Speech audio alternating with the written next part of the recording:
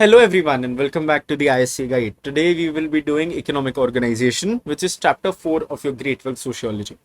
ठीक है, तो बहुत सिंपल चैप्टर है. एज ऑलवेज जितने भी notes you will be seeing on your screen are available for free. Just join the WhatsApp channel, link in the description. उसके साथ में if you have any doubts in any chapter, feel free to reach out to me on Instagram at the ISC Guide. Also go drop a follow.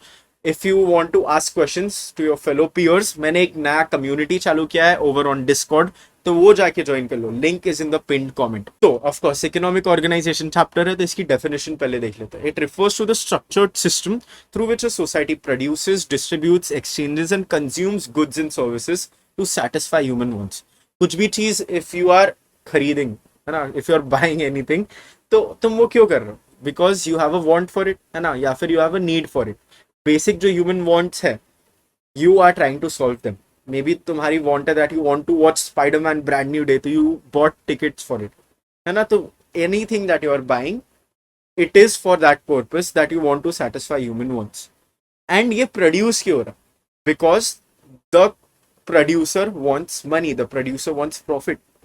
तो ये जितनी भी movies बना रहे, for example Spider-Man के ही लेते हैं, they are making movies because they want to earn money. And you are watching those movies because you think बहुत ज़्यादा epic and बहुत ज़्यादा cool है, and you want to watch it because you love Spider-Man.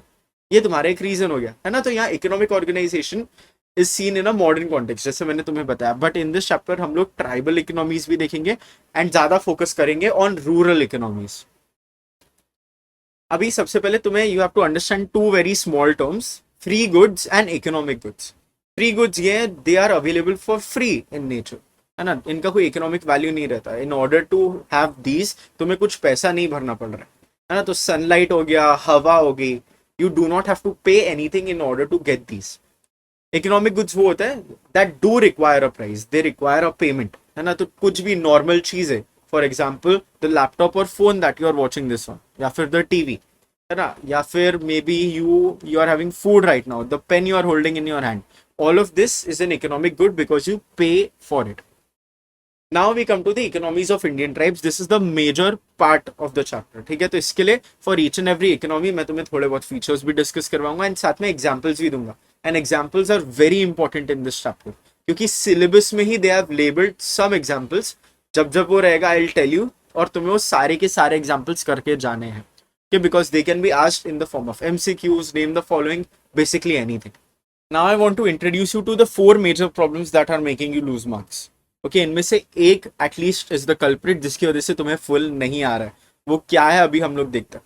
Okay, सबसे पहला is the struggle with answer writing. This includes, सबसे पहले तुम्हें आंसर स्ट्रक्चर क्या होना चाहिए, तुम्हें वो नहीं पता है ढंग से, कितने मार्क्स के लिए कितने पॉइंट्स लिखना है. साथ में may be you do not know what is at the end of the day keywords, है ना. कीवर्ड्स तुम्हें बेसिक कीवर्ड्स मेरे वीडियोस में तो मिल जाएंगे, बट फॉर 7 मार्क्स 5 मार्क्स इतने सारे keywords are not available in the online free videos that I am giving. Then आता है ट्रबल अंडरस्टैंडिंग क्वेश्चंस, कि क्वेश्चन किस टॉपिक का है, किस चैप्टर का है, या फिर तुम्हें एट ऑल समझा ही नहीं है question. Okay, may be concepts में थोड़ी क्लैरिटी नहीं है. देन आता है टाइम मैनेजमेंट ड्यूरिंग एग्जाम, जिसकी वजह से मे बी तुम्हारे क्वेश्चन छूट जा रहे हैं, या फिर even out of your exam when you are studying, तो तुम कितना टाइम स्पेंड कर रहे हो studying, that also comes under time management. Then होता है कंसिस्टेंसी इन स्टडिंग, तुम कितना यूजुअली पढ़ रहे हो. If you are a whiz kid जो एक दिन पहले पढ़ के फुल लेके आ सकता है, go do that. Okay, I completely support that. But if you are not one of them, you need consistency. तो ये चारों प्रॉब्लम्स को सॉल्व कैसे करता है? For the first 3 problems, struggles with answer writing, trouble understanding questions and time management, you should get the ISC sociology handbook. ये सारे तुम्हारे ट्रबल सॉल्व कर देगी. Why? क्योंकि सबसे पहले तो struggles with answer writing, तो this book has a video जहाँ पे तुम्हें सब पता चल जाएगा how you should write answers. Then साथ में you also get in-depth chapter notes, तो तुम्हें each and every topic को और डिटेल में समझने के लिए मिलेगा. एंड बेसिकली अगर तुम वहीं से उठा के डायरेक्टली जाके पेपर में भी लिख दोगे, you will get full marks. Then trouble understanding questions and time management, इसके लिए चाहिए तुम्हें बहुत सारी प्रैक्टिस. तो for each and every chapter there are textual questions that are 40 for each chapter, and उसके साथ you also get solved sample papers, है ना. एंड ऑफ कोर्स बहुत सारे रिवीजन के लिए मैंने तुम्हें देख ही रखा है, तो there are quick revision notes, mind maps, उसके साथ में you will get past paper, topic trackers, mnemonic sheet, date and theory sheets. तो बहुत सारी चीजें. In order to get it, scan the code, pay 499 only, take a screenshot of your payment and send the screenshot to purchase.iscguide@gmail.com. मैं तुम्हें book भेज दूंगा. Okay, that's it. Very simple process. Now, what about the last problem, which is consistency in studying? इसका क्या करें?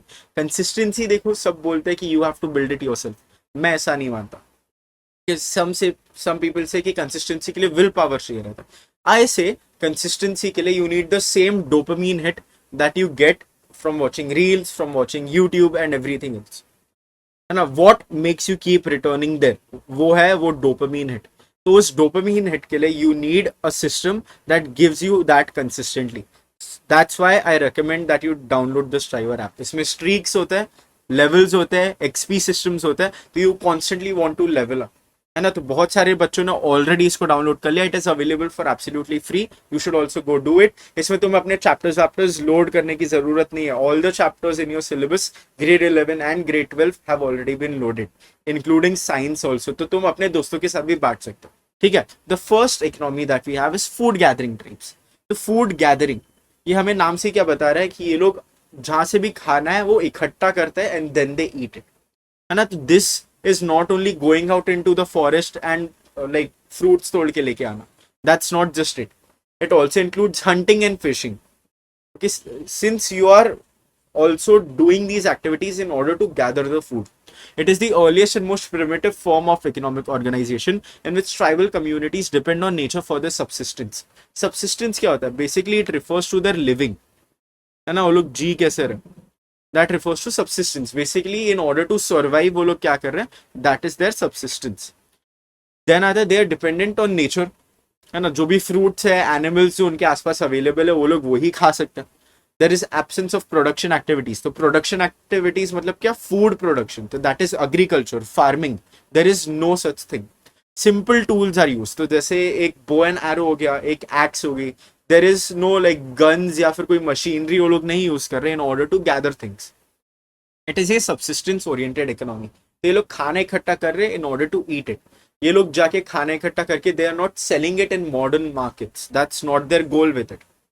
Example है the Biror tribe, the Kharia tribe, the Chenshu tribe and the Kadar tribe. है ना? तो at least 3 तो याद रखो. Then we come to agriculture. This economy among Indian tribes refers to a stage of economic organization in which tribal communities cultivate land to produce food crops for subsistence. Okay, तो ये लोग क्या कर रहे हैं? ये लोग खुद का खाना अब उगा रहे हैं. पहले they used to go out into the wild and search for food, but now they are growing their own crops. है ना? यहाँ पे भी subsistence वाली चीज आ जाती है because primarily ये लोग उगाते हैं ताकि ये लोग खुद खा सके, वरना they can feed it to their livestock and animals. Cultivation is practiced.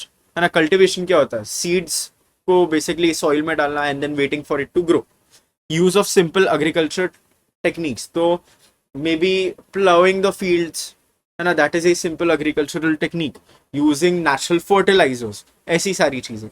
There is no like you are not going out into the world and buying chemical fertilisers. ऐसा कुछ modern techniques you are not using. ये सब normal simple से agricultural techniques है. Then subsistence oriented production, जैसे मैंने बताया, they are primarily doing it in order to eat for themselves.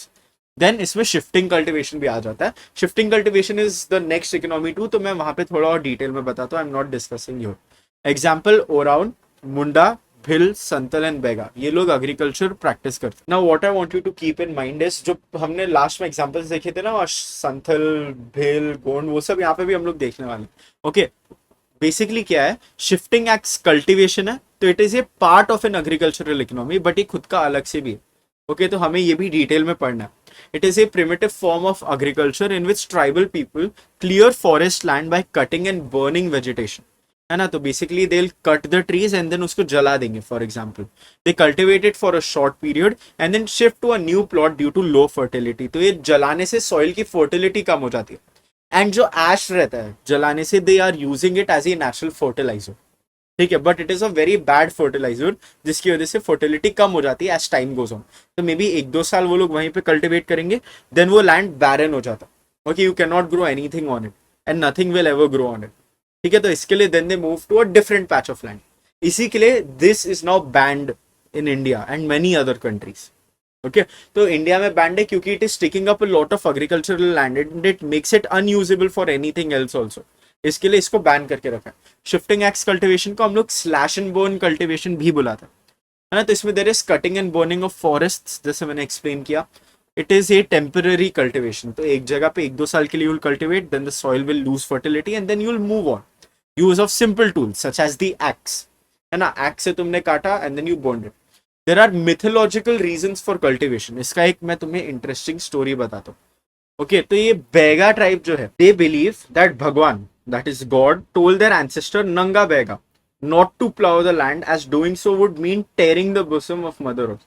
Basically mother earth जो उसकी तुम छाती फाड़ रहे हो in order to plow the field, है ना। तो इसके लिए God told their ancestor नंगा Baiga to not do this, ठीक है। तो इसके लिए they do not do it। ऐसे ही करके बहुत अलग अलग ट्राइब से they have their own mythological reasons, such as the Manu tribe। इसके तुम्हें क्रिटिसिज्म पहले बता देता हूँ। It causes deforestation, of course, since you are cutting down trees. Soil erosion होता है, since trees are very important for soil erosion. जो उनके रूट्स रहते हैं, they hold the soil in place, है ना। If there are no roots to hold them in place, तो पानी के साथ बह जाता है सॉइल कितनी बार। Loss of soil fertility as we discussed. तो इसमें तुम्हें syllabus paper if you open ना, वहीं पे तुम्हें देके रखा है the name of the tribe and साथ में तुम्हें जो शिफ्टिंग कल्टिवेशन का उनके लिए नाम है तुम्हें वो भी याद करना है। तो the Naga tribe calls shifting axe cultivation as झूम cultivation. The भुइया calls it दही, अगर वो लोग ट्रीज सारे काट देता है। बट वो लोग कोमन बुलाते हैं when bushes and shrubs are placed around the trees and then वो bushes and shrubs को जलाया जाता है। That is called koman. Maria of Bastar called it penda, Khond call it podu and Baiga called it bewar. ठीक है, तो ये सारे नाम तुम्हें याद करने पड़ेंगे। There is no way around it, ये तुम्हें डायरेक्टली एमसीक्यूज वगैरह में आ सकता है। देन आता है हैंडीक्राफ्ट्स। हैंडीक्राफ्ट्स क्या होता है? Basically making things from your hand. It refers to a form of tribal economic organization in which members produce goods manually using traditional skills and simple tools. तो basket weaving हो गया, carpet weaving हो गया जैसे। Skill based manual production, use of locally available raw materials। देखो तो ये लोग अपने स्किल के बेसिस पे बना रहे हैं ना ये सब, तो that is their art, their own creativity. Locally available raw materials ये लोग यूज करते हैं। They don't go into the market and कहीं से इंपोर्ट नहीं करवा रहे कुछ। Okay, family and community based occupation, तो यूजुअली जो एक पूरा फैमिली रहता है वो मिलके करता है।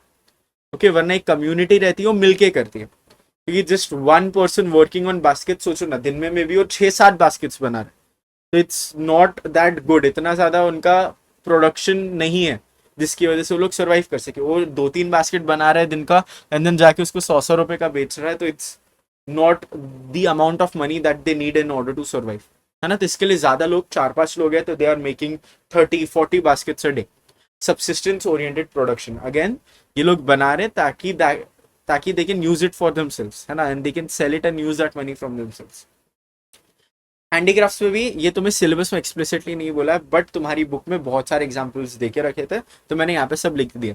तो just a few I will read out. Maria Gond, they distil spirits from forest produce. Savara, Kond and Gond, they do cow herding, metal working, weaving, cane working, pottery. तो ये सब एग्जाम्पल्स हैं हैंडीक्राफ्ट्स के। Okay, you can go through them. Then comes pastoralism, ये मे भी तुमने आज तक सुना नहीं होगा। This is basically an economy based on livestock, है ना। The livelihood is based on rearing, breeding and management of domesticated animals, जैसे काउ, शीप, बफेलोस।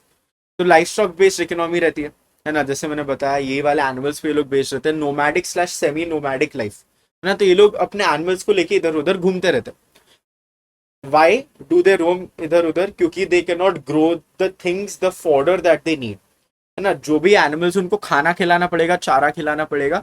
तो व्हाट दे डू, वो लोग एक नेचुरल जगह पे जाएंगे जहाँ पे where it is already available grass वगैरह, वहां पे इवेंचुअली ग्रेस कर करके वो पूरे एरिया का जो भी ग्रास है वो खत्म हो जाएगा या फिर कम हो जाएगा, which is not enough for them. तो then they will move to a new place जहाँ पे ये बहुत ज्यादा अबंडेंस में अवेलेबल है। तो इसका बेस्ट एग्जाम्पल इज द तोड़ा tribe which does it with buffaloes mainly, ठीक है। तो इनका जो सोशल एंड कल्चरल लाइफ रहता है ना, that is also very linked with these animals. तो इनके फेस्टिवल्स हुए एंड देन इनके गॉड्स हुए, they are in many cases related to these animals only. Then आता है industrial labour. Okay, it refers to a stage in which members of tribal communities work as wage laborers in mines, factories and other modern industries. तो ये mines and factories में जाके basically tribal people काम कर रहे हैं and इसके लिए दे गेट वेजेस. तो tribal people come into contact with industrial life in to wage. या तो ये लोग माइग्रेट कर रहे टू द इंडस्ट्रीज, या फिर इंडस्ट्रीज इनके एरिया के आसपास बन रही है ना. तो the shift from traditional occupations क्या, एग्रीकल्चर, फूड गैदरिंग, ये सब से ये लोग शिफ्ट होके मॉडर्न इकोनॉमी में आ रहे हैं जहाँ पे ये लोग इंडस्ट्रियल लेवल में एंगेज कर रहे हैं. वेज बेस्ड एम्प्लॉयमेंट, इनको घंटे का दिन का कुछ मिल रहा है वेज. माइग्रेशन हम लोग आगे भी देखेंगे in the examples. Exposure to socio economic conditions, तो बेसिकली जो हमारे एक्चुअल सोसाइटी में जो पहले लोग एक्सपोज नहीं हो रहे थे, है ना, तो टैक्सिंग जैसे हो गया, तो ऑल ऑफ दिस से भी अब ये लोग एक्सपोज होते हैं. इसका examples are very important. Okay, and again these are listed in the syllabus, तो तुम्हें एब्सोल्युटली सारे के सारे एग्जाम्पल्स करके ही जाना है ना. तो मैंने क्या बोला था, tribal people come into contact with industrial labor in two ways. First is migration and second industries being built around them. तो migration से कैसे, a large number of Santhals, Khonds and Gonds, ये लोग आसाम गए and they have started working in tea plantations. है ना, बिहार, उड़ीसा, मध्य प्रदेश से भी थोड़े लोग जाते हैं Assam in order to work on tea plantations. Now industries are being built around tribes. So many tribes live in states like Bihar, then Jharkhand, है ना. तो ये सारे states में the tribal population is a lot. But यहाँ पे there is a geographical thing. If you remember, हम लोगों ने ICSE में तो ये पढ़ा हुआ है, the छोटा Nagpur plateau. Okay, that region is very rich in minerals. तो वहाँ पे mines and industries बहुत abundance में grow हो रही है. ओके, तो ये जो मिडिल इंडिया के रीजन्स है, यहाँ पे फिर the mines are coming up and वहां पे जो ट्रेडिशनली अवेलेबल लेबर रहता है वो ये ट्राइबल पीपल ही होता है. तो Santhals are set to be good pick miners and coal cutters. Santhal and Ho are prominent in the Bihar iron industry. Tribal labour accounts for almost the entire working force of the Tata iron and steel company. About 17,000 of Bihar's 2.5 lakh tribal people are engaged in the mica industry. सिर्फ और सिर्फ mica industry बोला. Okay, and they are also engaged in other industries too, such as iron and steel and coal. ठीक है, तो ये क्या हो रहा है, बेसिकली एम्प्लॉयमेंट मिल रही है इनको, है ना. तो इसके लिए एम्प्लॉयमेंट के through then they are getting wages and then they can live. तो इसको बोलते हैं industrial labour based economy. So that was all the types of economies. Now we come to TriFed. TriFed तुम्हें क्वेश्चन आ सकता है in relation to handicrafts. Okay, तो TriFed plays a key role in promotion of tribal industries. It provides marketing support, है ना, जो भी tribal people products बना रहे हैं उसको ढंग से market करना. It preserves handicrafts and material culture, क्योंकि these are in many cases dying art forms. जो tribals है, maybe they have only 100 or 50 people left in their tribe and उनमें से सिर्फ एक या दो को ये वाली चीज करनी आती है, that specific type of art, है ना. तो in order to preserve that culture वो लोग प्रिजर्वेशन पे भी काम करते हैं. They engage in capacity building and skill development. Handicraft से ज्यादा भी अगर थोड़े लोगों को जॉब्स देना है, या फिर वो लोग इफ दे सी कि this person is really good at making baskets, तो उससे रिलेटेड और स्किल्स सिखा सकता है ना, ताकि they can also boost their business. Then promotion happens through exhibitions and e commerce. तो बहुत सारे एग्जीबिशंस होते हैं specially in areas like Delhi, है ना. तो एक example that I will give you if you have heard of it, Aadi Mahotsav. हाँ, तो Aadi Mahotsav is one of these exhibitions that was held by TRIFED and वो लोग वहां पे ट्राइबल हैंडीक्राफ्ट का प्रमोशन कर रहे थे एंड उसको बेच भी रहे थे. Now we come to agrarian economy. ये बहुत ज्यादा इंपॉर्टेंट है. तुम सोचोगे कि अरे यार ये इतना छोटा सा पार्ट है सिलेबस में, बट ये बहुत बार आ चुका है ना. So past paper topic tracker, if you want to see that, go by the IC sociology handbook. उसमें तुम्हें ईच एंड एवरी टॉपिक, सारे पेपर्स जितने भी है उसके हिसाब से ट्रैक करके देके रखा है मैंने. An agrarian economy, it is one in which agriculture is the main source of livelihood. ठीक है, यहाँ पे वो तो हम लोग इतना समझ सकते हैं, बट यहाँ पे मेन चीज जो है तुम्हें सिलेबस में, that is the land relations. These are the social and economic relations that exist among different categories of people involved in cultivation, primarily the landowner, the tenant and the sharecropper. तो अभी ये देखते हैं इन तीनों के बीच का relation क्या है. ओके, लैंड ओनर क्या है? This is the person who owns the land. इसके पास ओनरशिप राइट्स रहती है and this person rents the land to the tenant वरना टू द शेयर क्रॉपर, है ना. Now the tenants and sharecroppers grow the crops on this land. तो tenant क्या करता है? रेंट पे लैंड लेता है, then grows the crops on it, and उसके हिसाब से थोड़ा सा मनी रेंट देता है, वरना एक पहले से एक अमाउंट ऑफ प्रोड्यूस फिक्स रहता है ना, कि मतलब 100 kilo rice you have to give to me, वरना 1 लाख रुपए, ऐसा कुछ रेंट फिक्स कर दिया। बहुत ज्यादा हाई बोल रहा हूं मैं, बट ऐसा कुछ। So that is what the tenant is. अब ये शेयर क्रॉपर और टेनेंट में डिफरेंस क्या है? दोनों ही लैंड लेते हैं लैंड ओनर से, ठीक है, एंड उसको कल्टिवेट करते हैं, but the main difference comes in the form of payment.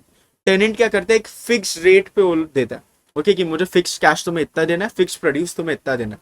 But एक शेयर क्रॉपर वो क्या करता है, उसका जो रेंट रहता है that is given in the form of proportion, ठीक है। तो now I want you to imagine a scenario, एक साल है जहां पे बारिश कम हुई है, ओके, तो जो टेनेंट है उसके पास जो प्रोड्यूस आया है, जितना भी उसने पैसा कमाया है वो कम है, ओके, क्योंकि क्रॉप्स वो ग्रो नहीं कर पाया। लेट्स से कि नॉर्मली वो लोग एक साल में 1 लाख रुपए कमाते हैं, ओके, फॉर एग्जाम्पल एक साल में 1 लाख रुपए इज द नॉर्मल, बट इस साल वो सिर्फ 80,000 ही कमा पाया, बट उसका rent to the land owner that he has to give is 40,000। अभी वो 1 लाख कमाए है ना, तो उसको 40,000 देना है, वो 80,000 कमाए उसको तब भी 40,000 देना। ओके, तो यहाँ पे क्या हो रहा है, अगर लॉस हो रहा है ना, तो that is very bad for the tenant, है ना। अगर सिर्फ 60,000 कमाया होता है and he has to give 40,000 to the land owner, तो उसके लिए बहुत बुरा है। बट लेट्स से कि उस साल जो फसल थी that was really really good, and instead of 1 lakh उसने 2 लाख जितना कमा लिया, ओके, तो the person still has to give only 40,000 to the land owner, ठीक है, वो उतना ही एग्जिस्ट करता है। शेयर क्रॉपर का अलग है, कि शेयर क्रॉपर में क्या हो जाता है ना, यहाँ पे there is a proportion of the crops that has to be given. तो देख लो 50-50 होगी, तो इन लोगों ने प्रेडिक्ट किया कि 1 लाख जितना होगा, तो द लैंड ओनर सेज ठीक है तुम मुझे 50 दे देना, 50% दे देना, that is 50,000। But now what happened is उस साल कुछ फसल हुई नहीं, है ना, तो उन लोगों ने सिर्फ 10,000 20,000 तक कमाया, तभी लैंड ओनर का लॉस हो रहा है, okay. But at the same time अगर बहुत अच्छा क्रॉप्स हो जाते, है ना, लेट्स से कि इंस्टेड ऑफ 1 लाख वो लोग 3 या 4 लाख कमाते, तो now the land owner instead of getting 50,000 उसको 1 या 2 लाख मिलते, ओके। तो यहाँ पे you can see the risk being taken. तो if there is a loss of crops, अगर टेनेंट एंड लैंड ओनर का रिलेशन है तो फिर टेनेंट के लिए वो प्रॉब्लम है। अगर share cropper and land owner का रिलेशन है तो वो फिर किसके लिए प्रॉब्लम है, लैंड ओनर के लिए, ओके। बट अगर बहुत अच्छा फसल हुआ, इन दैट केस टेनेंट के लिए एडवांटेज है एंड लैंड ओनर के लिए एडवांटेज है when he is in relationship with a share cropper, ठीक है। तो ये रिलेशनशिप तुम समझ लो, इट विल डू इनफ, ठीक है। Now we come to the jajmani system. Jajmani system क्या होता है? It is a traditional caste based system of economic and social exchange prevalent in Indian villages. The concept was introduced by William Weiser in 1936. क्या होता है देखते हैं इसमें, there are two types of people, the judgmans and the kamins. Judgmans are the people of higher castes. तो ये लोग employ करते थे kamins which were from lower castes in order to do their work. तो वही देखते हैं what are the features. There is a hereditary relationship. तो जजमान का बेटा जजमान रहता था, कामिन का बेटा कामिन रहता था. As caste is also hereditary. तो if you are born into a higher caste, you are also a person from a higher caste. Then आता है caste based division of labour. Each cast had their own work. तो जो top वाले अपर वाले cast रहते थे, जैसे ब्राह्मण हो गया, दे एंगेज इन एजुकेशनल स्टफ, है ना. वैश्यस वर बिजनेसमैन, ऐसे करके, है ना. जो शूद्रस रहते थे दे वर सर्वेंट्स, ऐसा हो गया, है ना. देन आता है पेमेंट इन काइंड. ये लोग कुछ भी कैश वैश एग्जिस्ट नहीं करता था, तो इस टाइम जो पेमेंट होता था that would happen through grains, कपड़े दे दिए वगैरह. Mutual interdependence. तो जो जजमान्स थे they dependent on the kamins to do their work, है ना. जैसे कि बाल काटना या फिर घर में साफ सफाई करना, तो the jajmans dependent on the kamins for that, and the kamins dependent on the jajmans for food and everything. Social and ritual obligations, है ना. Their relationship extended beyond economics into social life. तो अगर कोई जजमान के घर पे शादी है, खाना तो वहां पे भी बनाना है ना. तो that's why the kamin would have to be there. But अगर कामिन के घर पे शादी है तो they need a pandit in order to do the shaadi. तो जजमान लोग फिर आते थे, है ना. तो दे आर अगेन यहाँ पे एक इंटरडिपेंडेंस दिख रही है even in social and ritual obligations. Permanent and stable ties. जो इनका रिलेशनशिप रहता था वो लॉन्ग टर्म रहता था, है ना. सिंस इनका हेरिडिटरी रिलेशनशिप है, तो क्या हो रहा है, द फादर वो एक बार्बर से बाल कटवाता है, ठीक है. तो जो बार्बर का बेटा है वो भी बार्बर बनता है, ठीक है. एंड जो ब्राह्मण था उसका बेटा भी ब्राह्मण बनता है. तो अभी उसको भी जब बाल कटवाने रहेंगे तो वो भी वो उसी बेटे के पास जाएगा, वो बार्बर के बेटे जिससे उसके पापा कटवाते थे। तो there are permanent and stable ties across generations, hierarchical nature, है ना। तो एक कास्ट सिस्टम पे बेस्ड है, तो ये रिजिडिटी बढ़ा देता है। इट रीइंफोर्सेस कास्ट हायरार्की की हम लोग अपर कास्ट वाले, तुम लोग लोअर कास्ट वाले हो, तुम्हें हमारा काम करना है। देन नेक्स्ट आता है the merits of jajmani system, economic security for service caste. कुछ भी हो जाए दे नो कि ये लोग आएंगे, है ना, जो भी जजमान से, एंड इनको like they will not do their own work, हमें करना पड़ेगा, तो ये लोग हमें कुछ ना कुछ खाना कपड़े ये सब देंगे, है ना। Functional integration of village economy, सब लोग एम्प्लॉयड है, there is proper division of labour कि ये फैमिली ये करती है, ये फैमिली ये करती है। Social stability and continuity, again वही जो डिविजन ऑफ लेबर है उससे एक सोशल स्टेबिलिटी बनी रहती है। सो वी नो कि there will always be a barber in the village, there will always be a pandit in the village. Then आता है म्यूचुअल सपोर्ट सिस्टम, ये लोग एक दूसरे को सपोर्ट करते थे, as we saw in such as religious and rituals obligations, है ना, उसमें देखा था हम लोगों ने जैसे। देन आता है demerits of jajmani system, reinforced caste inequality, है ना। तो ये अपर कास्ट वाले you have to do our work, वो एक चीज उनके दिमाग में बार बार रीइंफोर्स हो रही है, जिसकी वजह से maybe they are not treating them, exploitation होता है ना। That is the next point, exploitation of service caste. इनको ढंग से वो लोग मे बी कॉम्पनसेट नहीं कर रहे, जितना उन्हें देना चाहिए उतना नहीं दे रहे। रिस्ट्रिक्टेड सोशल मोबिलिटी, तो जो ये अपर एंड लोअर कास्ट वाली चीज है, they can not move to an upper caste and they can not even do the jobs that they like, है ना। उसमें बंधे हुए कि my father was a barber, तो मुझे भी बनना ही पड़ेगा, मैं और कुछ नहीं कर सकता। ऑब्स्टिकल टू मॉडर्नाइजेशन, है ना। तो ये सिस्टम क्या कर रहा है, it eliminates all kinds of cash monetary systems जो एक मॉडर्न इकोनॉमी में एग्जिस्ट करती है। एजुकेशन नहीं लेने देता है टू द लोअर कास्ट। तो essentially it's an obstacle to modernization. Now jajmani system of course अब एग्जिस्ट नहीं करता, तो ये डिक्लाइन कैसे हुआ, थ्रू इंडस्ट्रियलाइजेशन एंड अर्बनाइजेशन। तो बेसिकली क्या, रूरल पॉपुलेस जो थी they move to urban cities in search of work and in search of money, है ना। तो ये जो बार्बर उस टाइम थे, तो दे डिसाइडेड कि नहीं अभी चलो हम लोग मेन सिटी में चलते हैं, वहां पे जाके काम करते फॉर मनी। तो अभी यहाँ पे विलेज में से बार्बर चला गया, एंड ये जजमानी सिस्टम फिर धीरे धीरे करके डिटीरियोरेट होने लगा। Monetisation of the rural economy, जो मनी वाला सिस्टम है, that reach the rural economy. तो पीपल स्टार्टेड वांटिंग मनी, है ना, क्योंकि उनको फ्रीडम देता है to do anything with them. Then आता है land reforms and breakdown of traditional power structure. तो ये जो कास्ट हायरार्कीज है वो कम करने के लिए there were acts made, reservation आया जैसे, है ना। देन लैंड रिफॉर्म्स, जो लैंड ओनर वगैरह एग्जिस्ट करते थे वो वाला सिस्टम भी हटा दिया उन लोगों ने, अब जमींदारी सिस्टम हटा दिया। Educational and social mobility, since अभी there is right to education, तो everybody got educated and they went on to do better jobs, है ना, from the kamins for example. Now we come to MGNREGA या फिर MGNरेगा, the Mahatma Gandhi national rural employment guarantee act. अब तो इसको रीनेम कर दिया, ठीक है। इसे landmark social security legislation enacted in 2005 to enhance livelihood security in rural areas by guaranteeing wage employment to adult members of rural households. Basically इनको unskilled labour work देते थे, ठीक है, एंड ये अनस्किल्ड लेबर वर्क इनको करना पड़ता था। Basically if you are unemployed, है ना, तुम्हारे पास कोई काम नहीं है, but you still need money in order to live, तो तुम जाओगे गवर्नमेंट के पास, तुम बोलोगे कि मुझे काम चाहिए, तो the government has to give you work. Okay, तो ये फीचर्स देखते हैं इसके। Legal guarantee of employment within 15 days of you wanting it, है ना, तुमने जाके उसकी रिक्वेस्ट की कि मुझे काम चाहिए, तो विद इन 15 days तुम्हें देना ही पड़ेगा। 100 days of wage employment compulsory है in a year. Demand driven program, when you ask for it you will get it, तो विद इन 15 days यूजुअली मिल जाता है। There is transparency and social audit, auditing से क्या होता है, there is proper accountability and corruption कम करता है। Focus on rural development work, ये लोग जो जाके काम भी करते हैं ना, it is building rural infrastructure, तो उन्हीं के गांव में हॉस्पिटल बनाना, स्कूल बनाना, ये सब काम ही करते हैं वो लोग। डिसेंट्रलाइज्ड इम्प्लीमेंटेशन थ्रू पंचायत, तो panchayat usually look after all of this, ठीक है। तो हम लोगों ने ऑलरेडी चैप्टर 3 में देखा था, है ना, कि पंचायत के पास बहुत सारे पावर्स रहते हैं, तो उनमें से ये भी एक पावर रहता है। inclusive and pro-poor orientation. Priority is given to vulnerable groups such as women, SC, ST. Time bound wage payment.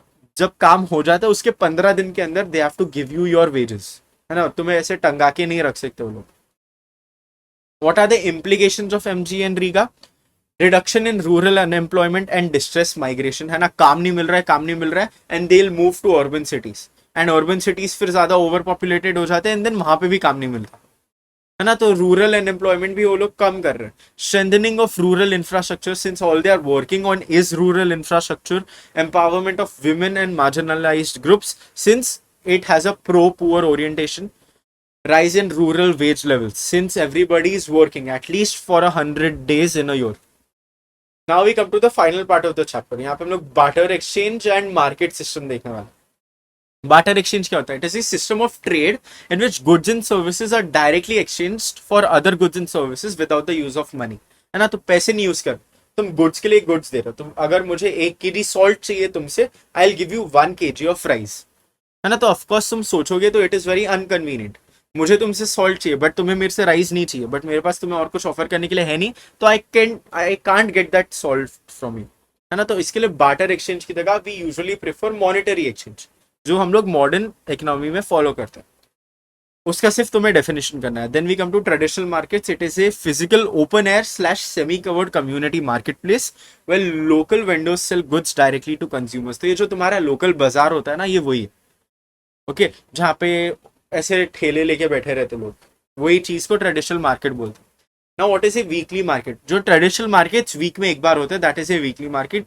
They happen in a fixed place at a fixed time every single week. तो इनका एक periodic nature रहता है. Now we'll see the features of weekly markets.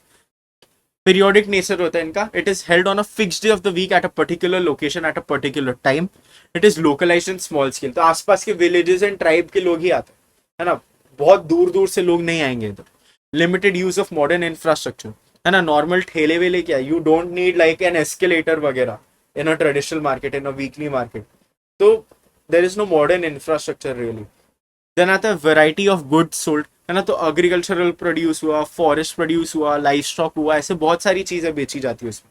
Direct producer to consumer contact. तो जो लोग ये सब बना रहे हैं, जैसे फार्मर्स हुए, वो लोग डायरेक्टली कंज्यूमर से इंटरेक्ट कर रहे हैं एंड वो लोग डायरेक्टली उनको बेच रहे हैं, है ना. तो बीच में जो होलसेलर या मिडल मैन रहता है वो लोग नहीं आता. तो इसके लिए जो फार्मर रहता है उसको भी एक गुड रेट में मिल जाता है एंड जो कंज्यूमर रहता है उसको भी एक अच्छे रेट में मिल जाता है. कैश बेस्ड इनफॉर्मल ट्रांजेक्शन, यहाँ पे क्रेडिट कार्ड ये सब नहीं चलता. You have to give cash. And कहीं कहीं पे इनफॉर्मल क्रेडिट एग्जिस्ट करता है. इनफॉर्मल क्रेडिट मतलब उधार, है ना. उधार भी एग्जिस्ट करता है in such markets. Then social gathering function. Since हफ्ते में एक बार हो रहा है, तो मोस्ट पीपल क्या करेंगे, आके यहाँ पे मिलेंगे. एंड ये थोड़ा बहुत कल्चरल एंड इसका कल्चरल एंड सोशियोलॉजिकल इंपॉर्टेंस भी है विच विल बी सीन, है ना. तो people are coming together, they are meeting हफ्ते में एक बार, तो they are able to catch up and they are able to form stronger bonds basically.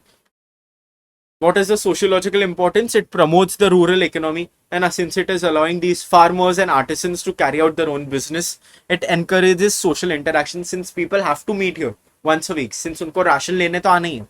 Preserves traditional culture. तो जो ये handicrafts वगैरह है, it provides these artisans with a platform ताकि वो लोग ये सब चीजें सेल कर सके.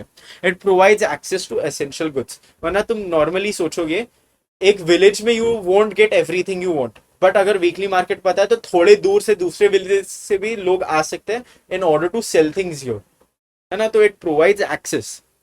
ठीक है, so that was it for this chapter. सब हो गया. If you have any doubts, reach out to me on Instagram. Do not forget to get the IC sociology handbook. शाइवर ऐप डाउनलोड करो, डिस्कॉर्ड सर्वर ज्वाइन करो, WhatsApp channel join करो. I have created so many resources for you guys, है ना. तो make use of them. All the best if you have your exam tomorrow and bye bye.